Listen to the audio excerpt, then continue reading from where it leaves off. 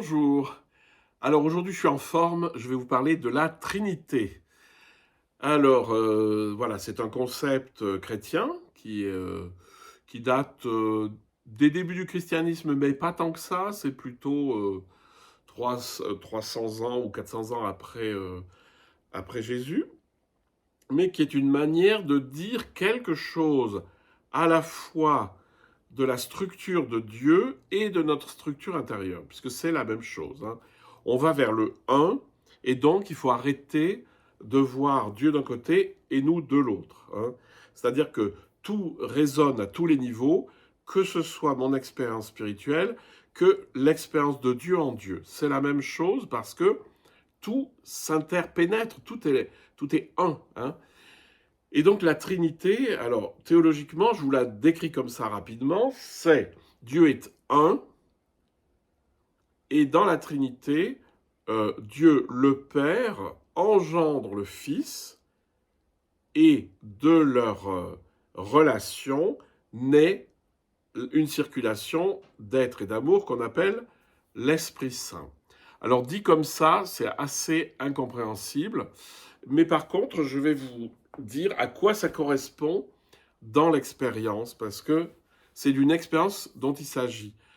N'oublions jamais que les évêques qui ont posé la définition de la Trinité que vous voyez dans les différents credos, c'était des moines, c'était des très grands spirituels qui sont très connus, qui ont fait beaucoup de, qui ont écrit énormément et qui ont été comme Grégoire de Nazianze, Grégoire de Nice et tout ça, et qui ont eu finalement cette intuition de voilà, l'expérience de Dieu dans ma prière, etc.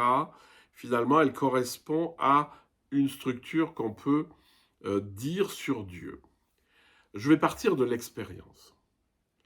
Voilà, alors vous faites ce que vous voulez, comme je vous ai dit, pour rentrer dans le grand espace intérieur, il n'y a pas d'autre chemin que de passer par les sens, d'ouvrir la conscience par les sens, puis de se retirer des sens pour rentrer en soi, hein. C'est ce que je vous ai dit, je pense, dans la vidéo précédente. Donc vous vous expérimentez, vous plongez dans cet espace intérieur qui finalement va vous sembler infini, puisqu'il n'y a pas de limite, hein, à l'intérieur de vous-même. Il n'y a pas de limite, il n'y a pas d'objet.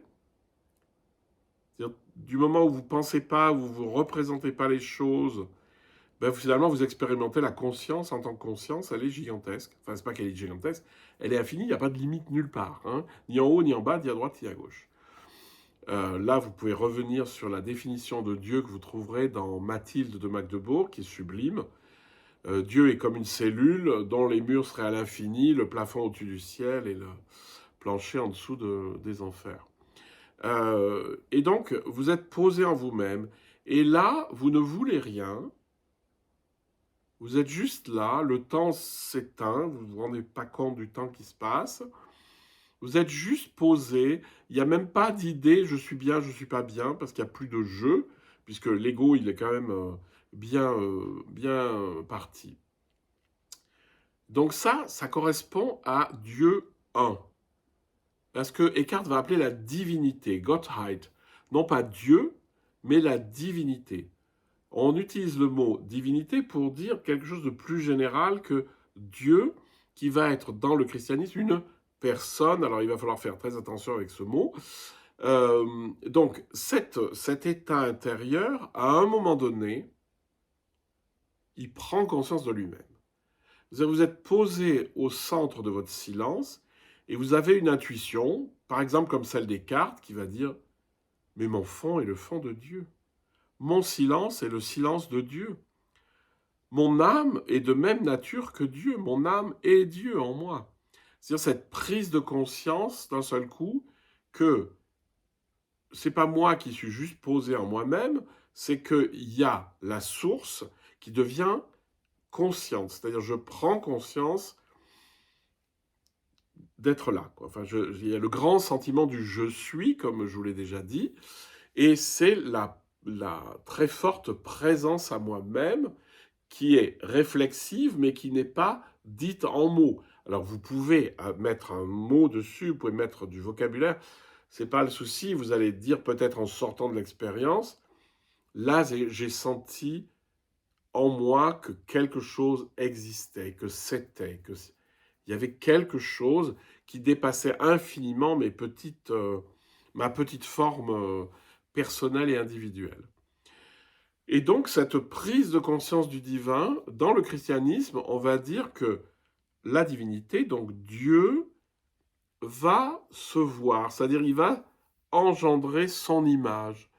C'est comme vous, quand vous voyez devant un miroir, d'un seul coup, pof, il y a une prise de conscience. Je vous donne un exemple tout bête pour que vous compreniez cette bascule. Là, je suis devant le paysage, il y a une vitre, et le soir, si vous voulez, quand le soir tombe, il y a un moment donné où, pof, on peut se voir dans le miroir. Et bien, c'est un peu de ça dont il s'agit. C'est-à-dire que Dieu, alors, mon intériorité plongée dans le un, sans aucun commentaire, sans rien, espace infini, prend conscience de quelque chose.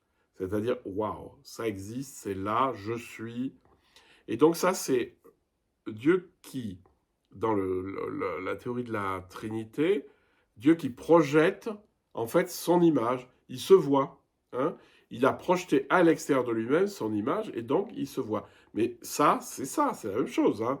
Le Père et le Fils sont identiques. C'est juste qu'il y en a un duquel ça jaillit et l'autre qui est le reflet. Et la conscience, prenant conscience d'elle-même, va s'aimer. La conscience, prenant conscience d'elle-même, va s'aimer. Et donc il va jaillir du Père vers le Fils, c'est-à-dire de Dieu vers ce qu'il est lui-même, c'est-à-dire vers son image, vers sa conscience de lui-même, va jaillir un amour qui va être partagé, qui va circuler à l'intérieur de ces deux pôles, entre l'image, entre ce qui fonde et l'image que le Dieu renvoie de lui-même et dont il devient conscient. Et ça va circuler. Et c'est ce qu'on appelle l'Esprit Saint, qu'on appelle la troisième personne de la Trinité. C'est que vous voyez qu'à l'intérieur de la grande conscience, il n'y a pas de circulation, il y a juste un état, poum. Mais que dans la Trinité, il y a une relation et que cette relation, elle crée un mouvement d'amour. Hein. Eckhart va dire, c'est très beau, le Père engendre le Fils, donc il engendre son reflet, il projette son reflet hors de lui-même, le Père engendre le Fils, et le Fils s'engendre en retour dans le Père, dans une louange reconnaissante, c'est-à-dire il y a vraiment beaucoup, beaucoup d'amour. Donc, lorsque on est dans l'expérience intérieure, posé en nous-mêmes et qu'il y a ce sentiment du je suis, il est accompagné d'un immense sentiment de bienveillance pour tous les êtres, pour moi, pour tout ce qu'il y a autour de moi, pour toutes les personnes qu'il y a sur Terre, pour toute la Terre, pour tout l'univers, etc. Donc, voilà, ça c'est un peu la compréhension de la Trinité. La Trinité étant essentiellement une expérience intérieure qui est l'image de quelque chose de transcendant, mais qui est la même chose. C'est-à-dire, ce que j'expérimente en moi, c'est cette immense circulation qui existe en Dieu. Donc, sentez bien cette double dimension. Soit vous êtes posé en vous-même, pleine conscience, mais il n'y a plus aucun objet. Et à partir du moment où la conscience prend conscience d'elle-même, il y a de l'amour qui jaillit. Et vous êtes de nouveau sur les deux choses fondamentales du divin, de la vie divine en nous et dans le monde, conscience et amour, c'est-à-dire accueil, amour. Donc accueillir le monde au large et répondre par l'amour. Bonne journée.